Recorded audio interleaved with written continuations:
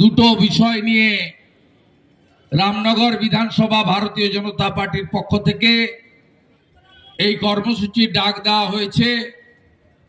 এক হচ্ছে সনাতনীদের হৃদয় সম্রাট, সনাতনী যোদ্ধা, যিনি জাতপাত নানাভাবে বিভক্ত সনাতনীদেরকে এক সূত্রে গেঁথেছিলেন, সেই বাংলাদেশে চিন্ময় কৃষ্ণ প্রভু, তাকে যে অন্যায়ভাবে গ্রেপ্তার করে রাখা হয়েছে তার প্রতিবাদ এবং সার্বিকভাবে বাংলাদেশে হিন্দুদের উপরে যে অত্যাচার অবিচার চলছে তাদের সেই প্রতিবাদ করার জন্য আমরা এখানে সমবেত হয়েছি। দ্বিতীয়ত, শুধু বাংলাদেশে আর্মি, পুলিশ আর তালিবান বা জেহাদিদের বা রাজাকার বা হেফাজতদের অত্যাচার আমরা সহ্য করছি তা নয়, এপার বাংলাতেও পুলিশ এবং জেহাদিদের দ্বারা আমরা মাঝে মাঝেই অত্যাচারিত হচ্ছি, প্রতিদিনই অত্যাচারিত হচ্ছি।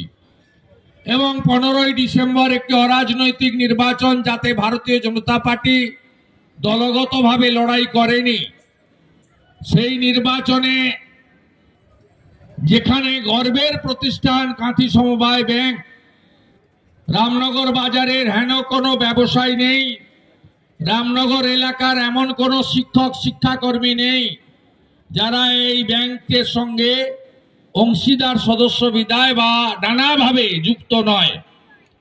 সেই ব্যাংকের বহু নির্বাচন আপনারা দেখেছেন, রামনগর বাজারের আপামর ব্যবসায়ী দেখেছেন, কিন্তু এক নতুন ধরনের নির্বাচন রামনগর কলেজের গেটে দেখেছে। সেই জিহাদিদের হামলার বিরুদ্ধে আমাদের এই প্রতিবাদ। আমরা কর্মসূচি শুরু করেছি।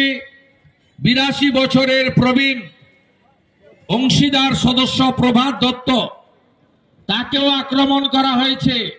তাকে উত্তরীয় পরিয়ে দলের পক্ষ থেকে আমি প্রণাম নিবেদন করে তাকে, তার মতো একজন সম্মানীয় ব্যক্তিত্বকে, পিতৃসম ব্যক্তিকে এই জিহাদিরা, অর্বাচীনরা, এই অশিক্ষিত মূর্খরা, এই লালচুল কানে দুলরা, তারা পুলিশের সাহায্যে শারীরিক নিগ্রহ করেছে।